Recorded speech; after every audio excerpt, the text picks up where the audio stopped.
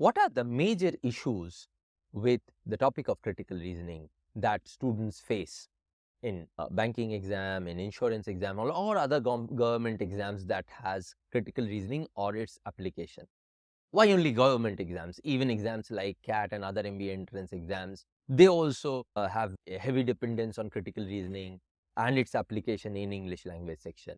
So in all of these kinds of exams, what are the main issues that an aspiring student face? First issue, ability to handle different types of critical reasoning questions. You must have seen that critical reasoning questions comes in different hues and colors. There are assumption and conclusion question, there are strengthening the argument question, strong and weak argument question, degree of falsity question. Different types of questions come in critical reasoning. So how are you able to manage all of those questions is something that is a problem for a lot of students. Second is consistency in solving critical reasoning questions correctly. Right. So sometimes it happens that we end up getting those questions correct, but sometimes it happens that we are hardly able to get a substantial number of questions correct in this particular topic. So there is a lack of consistency. And obviously, the first and the second might be related also, that in some types you are more confident, in some other type you are not much consistent. And the third thing that is overarching with both these issues is the confidence that we have in solving these kind of questions, right? Critical reasoning as a topic, how much confidence do we have in that, right? So that is the third issue that students face, that they have less confidence in this particular topic. Now, if it had been a topic which does not have much importance in the exam, then even having less confidence and a little bit of expertise in that would have done. But the point here is that this is critical reasoning. Its importance is not only in reasoning section, but also in English language section, right, to a large extent. And therefore, your not being good at this section is not an option, it's not an alternative, it's something which is mandatory, right? Okay. Now, here comes, the problem. Therefore, we know that these are the issues. But then, why are these the issues that, to an extent, this affects students to think that, boss, critical reasoning is one of the most painful thing in reasoning. I'm not saying this, right? You yourself have said this. If you have gone through a poll that we had conducted on our YouTube channel a couple of days back, 60%, almost 60% of the respondents who have participated in that poll believe that critical reasoning is the most painful topic in reasoning. So this is the effect on your mind. These issues create this kind of effect in your mind, right? As I said, that if it had been a semi-important topic or a less important topic, then you could have lived with that mindset. But this topic is so important that you cannot live with that mindset, or else you will not be able to clear this exam, which is more important, isn't it? Right. So this is where comes this session. In this session, we are going to solve that particular problem which creates these issues. So there is a mother problem due to which these three issues happen. Handling types of questions, consistency, confidence, these are three issues that are created for a mother reason. And what is that mother reason? That mother reason is that while preparing for critical reasoning, we are not preparing critical reasoning in the right way. You know that there are so many types of questions or applications of critical reasoning that can happen. But do you know which one to do first and which one to do later? What is the order in which you should study critical reasoning? Which kind of questions you should first be a little expert in, so that you can move on to the next kind of question? Do you know these things? Because if you know these things, then only you will be able to chart out the right way to prepare for critical reasoning. And if you don't know these things, you might do trial and error and you end up with the right order, but that might be difficult. And so that you do not waste time in those trial and error and follow a pattern in which you would be benefited the most, I would give you the order in which you should prepare critical reasoning. Right? No one would tell you this, because most people would not know about it. the way in which you should study critical reasoning. So when I tell you today this, the right way, note it down in your mind and the copy both, and try and implement it. And you'd see within a fortnight, 15-20 days, you will be able to see the differences in your confidence, in your consistency, if you are regular at doing critical reasoning or preparing critical reasoning the way I tell you, right? Okay. Obviously, if you are preparing with me in our course, then you are being made to go through this process only, so that you get the right thing at the right moment. Okay. So just follow that and you would be all set. You don't need to do anything. Obviously, knowing it would give you more confidence that this is the way you have been preparing all along. But if you are preparing by yourself, this would be the key to changing your critical reasoning perspective and preparation of critical reasoning perspective. Okay, right? So let's dive in and see the right way to prepare critical reasoning. Now we'll go old school. We will take a parchment and we will scribble on that the right way of critical reasoning preparation. Okay, so which are the kind of questions that you should attempt first, or prepare first, not attempt first, but prepare first, right? When I say you should prepare first, that means the concepts have to be prepared and then the questions, obviously. So which concepts? Assumption and conclusion. Now these are the basis of argument. See, most of the critical reasoning that we get in competitive exam is based out of argument. Okay, so argument based reasoning is what we say them, and the core of it is assumption and conclusion. So understand that clearly first, and then move on to the next, which I will tell you in a moment. Acha, if you want to understand the concepts, if you're preparing by yourself and you want to understand the concepts in the right manner, in the right way, we have a whole playlist on our channel. I'll give the link of that playlist here, and you would know what these things mean actually and how to use these concepts to solve questions, right? So you can go through that playlist. Now, coming back, after assumption conclusion, what do we do? So we understood assumption conclusion, did around 30 to 50 questions on them, and then we will move on to the next concept. What is that? Let me show that to you. The next concept is,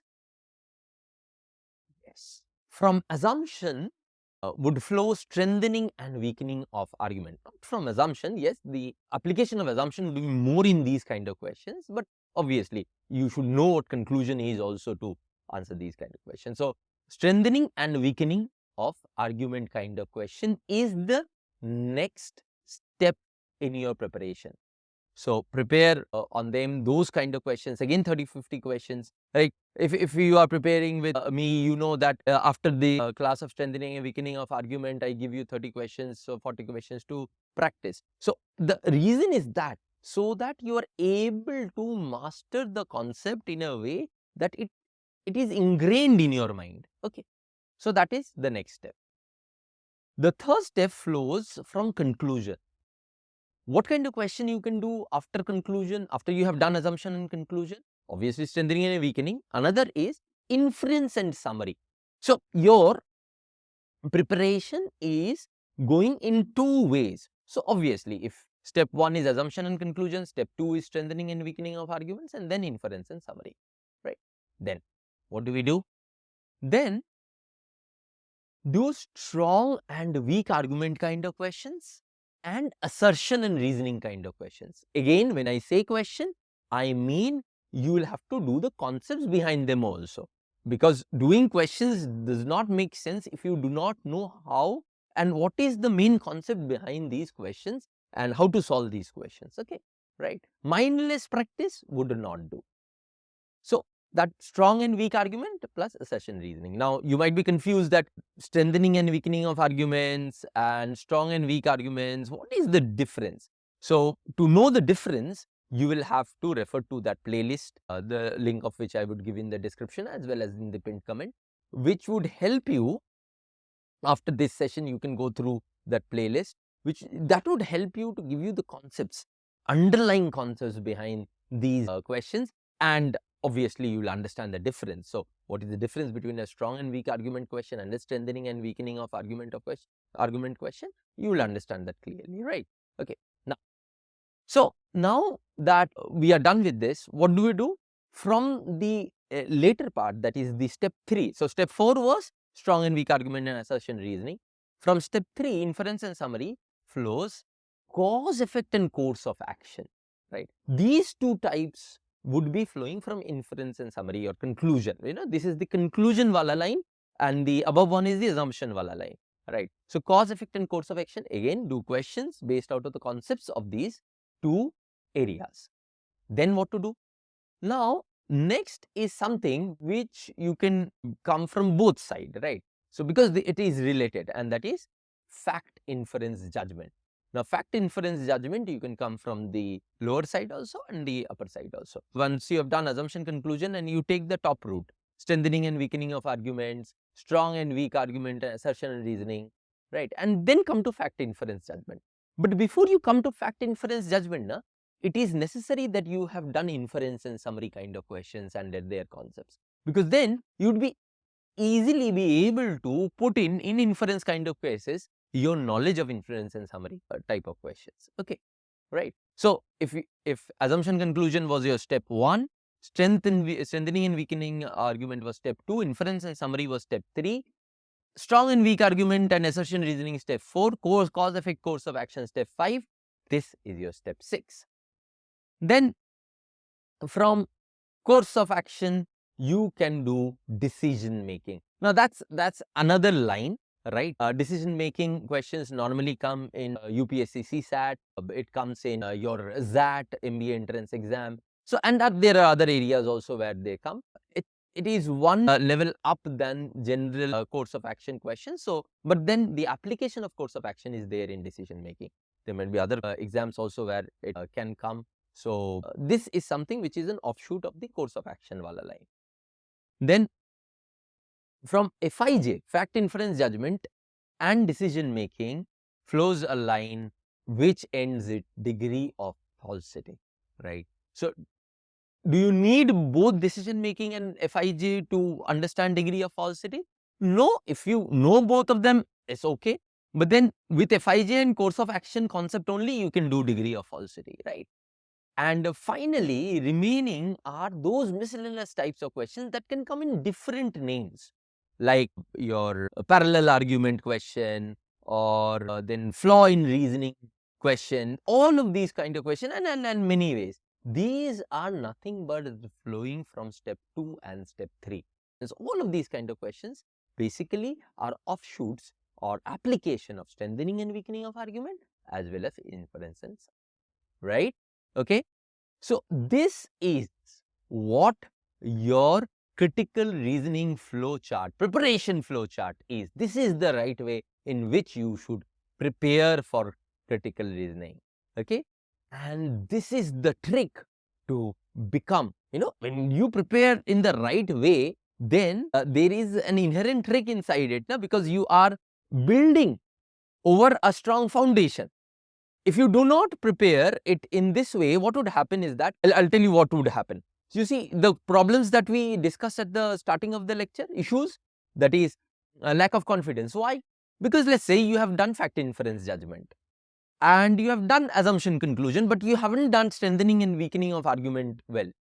So when a question of miscellaneous flaw or parallel argument comes, you are nowhere. You just think, this is it, right? How do I solve this question? So you never develop that confidence that would come if you prepare for it in an ordered way, in a proper way, right? Okay. Now, we talked about consistency. Same thing. If I am doing questions from here and there, how can I ensure consistency in overall critical reasoning? I cannot.